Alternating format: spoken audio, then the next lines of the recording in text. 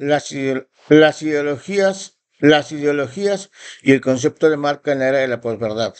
Tratar de explicar el México actual, de lo que hemos hecho y permitido como sociedad para estar como estamos y vivir como vivimos y padecer lo que hoy padecemos. Para analizar eso propongo pasar por las letras y las palabras de algunos de los pensadores contemporáneos, que así llegamos primeramente a la lectura y planteamiento de Slavoj Žižek, que desde Eslovenia nos plantea una visión de un psicoanálisis y política en la cual él plantea que la ideología es asumida como un proceso de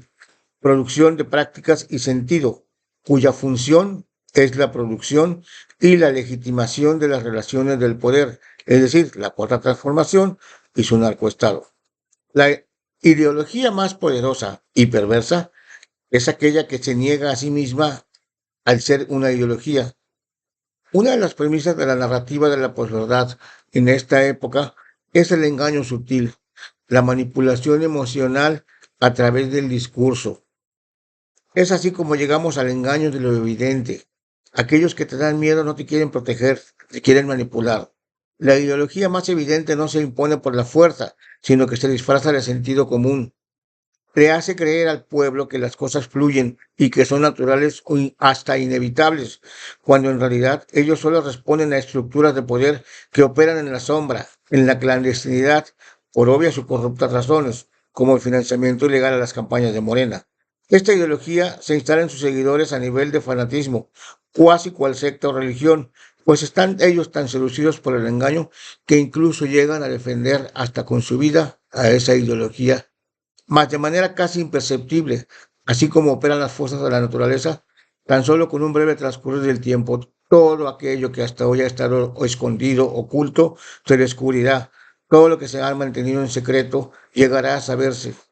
Sépanse que no hay crimen perfecto, siempre queda algún cabo suelto. Desde su origen creacional, el actual gobierno de la Cuarta Transformación niega su pragmatismo al denominarse ellos a sí mismos como un movimiento y no como un partido político. He ahí el engaño, al mostrarse como algo que fluye desde el descontento social para pretender así adueñarse de la narrativa del movimiento social de masas. Pero siempre ha estado tras bambalinas la inconfesable participación de la estructura del poder del narco como financiero en sus operaciones. En el escenario local en Nuevo León, las cosas no son tan diferentes. La narrativa del Bicentenario de la Fundación y del Nuevo Nuevo León pretenden crear una sensación o una percepción de ser diferentes, novedosos e innovadores, cuando en realidad ellos siguen siendo más de lo mismo, pero maquillado, solo chapulines que se pasan de un partido a otro. Continuando con este análisis de la actualidad mexicana, pasemos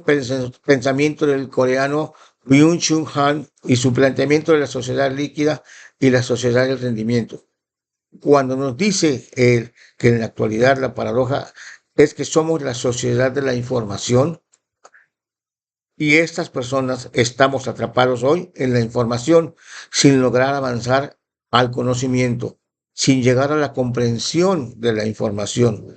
Dice él, corremos detrás de la información, dada su naturaleza fugaz y efímera, sin llegar a alcanzar un saber. Así llegamos a otra de las premisas de otro gran pensador como lo es Noam Chomsky, cuando enuncia, la población en general no sabe lo que está pasando y ni siquiera sabe que no sabe. Este filósofo naturalista, a través de su teoría de la gramática generativa, en esta sociedad a la que se le facilita mucho más creer que pensar y ansiar y anhelar el poseer bienes materiales, como bien lo define también Byung-Chul, al exponer que esta es una sociedad que se caracteriza por la autoexigencia, la constante actividad y la búsqueda del provecho, la búsqueda del constante beneficio en una sinergia de autoexplotación y autooptimización dentro de los parámetros de la denominada sociedad líquida, con una falta de rumbo, con una disolución de sentido de pertenencia social. La vertiginosa rapidez de los cambios hoy debilita, hoy aniquila los vínculos humanos y sociales, pues el individuo se forja en sí en una mentalidad líquida, una mente flexible que parece que no le teme a los cambios, que no tiene forma o identidad definida y que dice que se adapta fácilmente a los constantes cambios. Esto en Nuevo León viene siendo implementado bajo la narrativa gubernamental de la entidad imparable, donde los trabajadores del nearshoring se autoexplotan hasta el cansancio y sin sentido de apego o de pertenencia, en una generación de las no cosas, donde se ha llegado a sustituir el tener por el acceder a la información. Por ejemplo, donde las no cosas son apoyos, no son tangibles y por lo tanto nos generan tensión, impaciencia, desorden por una ansiedad por no llegar a consumir eso tan anhelado. Y la vorágine de informaciones tan fugaz es lo que determina el mundo hoy en el que vivimos, siendo esa una característica de vivir dentro del ruido de lo efímero y de esa fugaz sensación de ser sin tener lo que privilegia esta era en la que son los algoritmos y no los razonamientos lo que determina las decisiones a tomar. Según el maestro Nicolás Maquiavelo, quien pareciera haber sido un pionero en esto de los algoritmos cuando expresa, el mal se hace todo junto y el bien se hace poco a poco. Así es como en esta era de la información y sobre todo sobre aquellas plataformas de información y comunicación, el Instagram, el TikTok, se dosifican las narrativas de adoctrinamiento social. Es así como desde una visión maquiavélica del poder, esta idea sugiere que las acciones drásticas y negativas, un engaño, por ejemplo, como fue el tema de lo del COVID, el encierro, debe ejecutarse rápidamente para minimizar el impacto prolongado y evitar la resistencia para poder moldear tanto la percepción como la disposición de la masa social. En cambio, sugiere Maquiavelo, los beneficios y las mejoras deben entregarse gradualmente para generar una sensación de progreso continuo y mantener la aceptación social. Por ejemplo, sucede en México con los denominados programas de asistencialismo social, un impacto en el manejo de masas, en la psicología del sufrimiento y en la recompensa. El ser humano hoy tiende a recordar los eventos negativos con mayor intensidad y duración, por lo que se concentra en el daño de un solo golpe, certero. Eso puede hacer que el dolor se asimile más rápido. Mientras tanto, el distribuir bien en tiempo refuerza la percepción de estabilidad y mejora, evitando que se dé por sentado que ese bien ya es permanente. Esta autorreflexión sobre la estrategia en la toma de decisiones, tanto en el gobierno como en la vida personal, donde impera el sentido de lo que percepción es realidad, es moralmente aceptable administrar el bien y el mal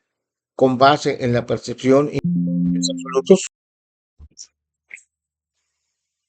Esta justificación pragmática es un cinismo político. Es así como llegamos a cuestionar si de verdad es un honor estar con Obrador o si es realidad esta narrativa de la transformación que privilegia el bienestar de los pobres, si de verdad es loable y hasta necesario someter a Samuel García a juicio político como consecuencia de sus presuntos actos de corrupción, sus excesos y desacatos como funcionario en campaña. Así es como se devela la realidad de la estructura de mando de esos gobiernos federal y estatal actual en México y Nuevo León, donde lo que importa es la percepción de marca y la transformación del imparable nearshoring, que se mimetizan ambos en un Frankenstein difícil de comprender, pues ellos niegan en todo momento ser una ideología pragmática, pero incluso se afanan por establecerse a sí mismos como una marca financiada por el dinero del narco.